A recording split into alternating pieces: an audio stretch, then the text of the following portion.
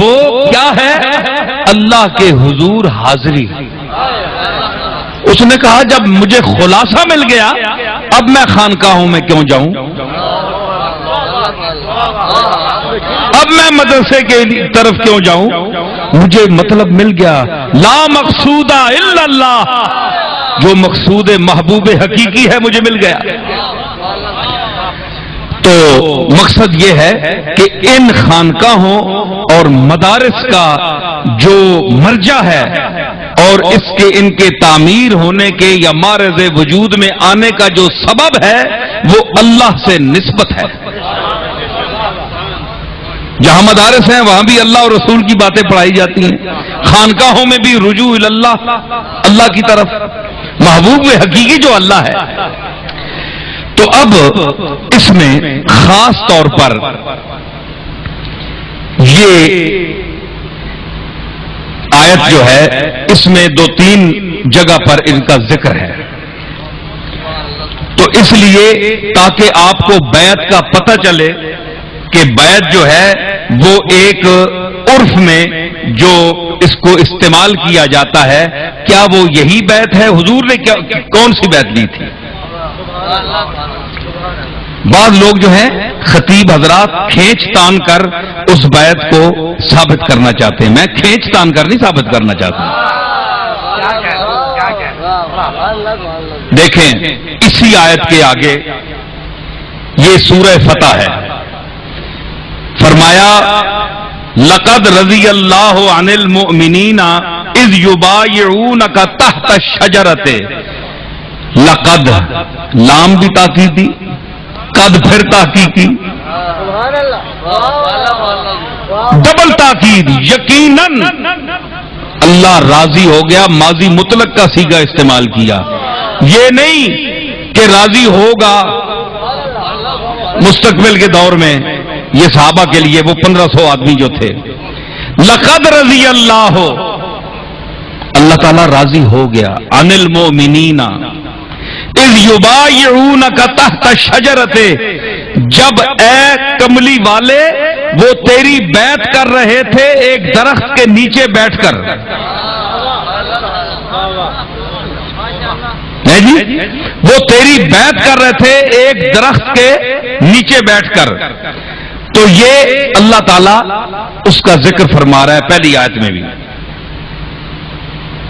فَعَلِمَ مَا فِي قُلُوبِهِمْ۔ اب جو بیعت کر رہے تھے لوگ تو اللہ تعالیٰ ان کے دلوں میں جو اس وقت کیفیات تھیں ان کو بھی فرمایا میں جان رہا تھا، مجھے پتا تھا۔ یہ قرآن شریف ہے۔ تو آپ دیکھیں کہ یہ صحابہ کا جم غفیر تھا جو حضور کی بیعت کر رہا تھا۔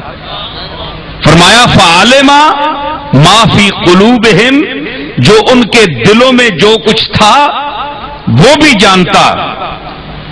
فَأَنزَلَ السَّكِينَةَ عَلَيْهِمْ، پھر ان پر اطمینان جو ہے نازل کیا۔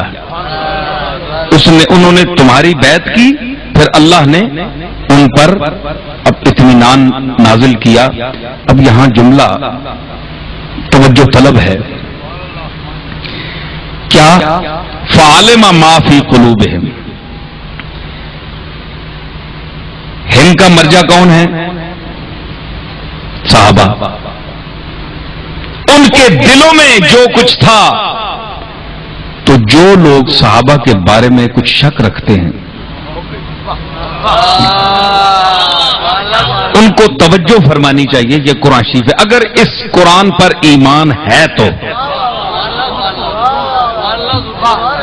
یہ ضروری ہے، اس قرآن پر اگر ایمان ہے تو ان کو غور کرنا چاہیے کہ اللہ فرما رہا ہے کہ جو ان کے دل میں تھا اس وقت جب وہ کملی والے کے ہاتھ پر بیعت کر رہے تھے، ہاتھ پیش کیے ہوئے تھے، حضور نے ہاتھ رکھا ہوا تھا، فرمایا میں جانتا تھا اس کے دل میں کیا تھے۔ اگر کیا یہ بات تو یہاں ختم ہو گئی؟ نہیں، اس کا تجزیہ کروں گا میں۔ کس طرح؟ اللہ نے تو کہہ دیا کہ میں جانتا تھا ان کے دل میں۔ اب کوئی کہہ سکتا ہے جناب کہ جاننے کی تو 2 صورتیں ہوتی ہیں، پتہ نہیں گڑبڑ تھی کوئی دلوں میں، وہ وہ بھی تو میں جان سکتا ہوں، کوئی گڑبڑ تھی اندر، اللہ نے وضاحت نہیں کی، کیا جانتا ہوں میں؟ بھائی صحابہ بیعت ہو رہے تھے تو اللہ کیا جانا اللہ نے، یہ اس کی وضاحت قرآن نے نہیں کی۔ مخالف کہہ سکتا ہے کہ گڑبڑ بھی تو ہو سکتی ہے، اللہ فرما رہا ہے شاید کہ گڑبڑ تھی تو اس کو میں جانتا تھا، نہیں یہ بات نہیں ہے۔ فَعَلِمَ مَا فِي قُلُوبِهِمْ، آپ یہ بتائیں جو پہلے فرمایا لقد رضی اللہ عن المؤمنین، پہلے راضی ہونے کا اعلان کر دیا، تو کیا جن کے دل میں گڑبڑ ہو رضا کا اعلان ان کے لیے کیا جاتا ہے؟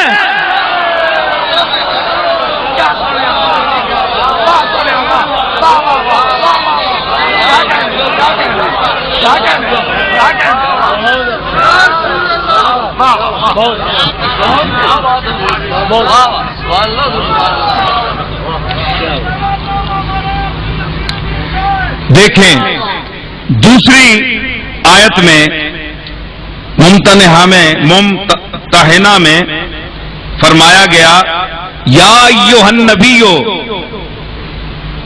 اذا جاءک المؤمنات یبایعنک، اے نبی جب عورتیں آپ کے پاس آئیں کہ وہ تم سے آپ سے بیعت کریں، اس لیے آپ کے پاس آئیں، کس بات پر بیعت کریں؟ الا اللہ یشرکنا باللہ شیئا، کہ وہ اللہ سے کسی چیز کو شریک نہیں بنائیں گی، اس بات پر آپ کے پاس بیعت کرنے کے لیے آئیں۔ ولا یسرقنا، اس بات پر بیعت کریں کہ وہ چوری آئندہ نہیں کریں گی، ولا یزنینا، اور بدکاری نہیں کریں گی، ولا یقتلنا اولادہن، اور اپنی اولاد کو قتل نہیں کریں گی، اذا الموءودۃ سئلت بأی ذنب قتلت، پہلے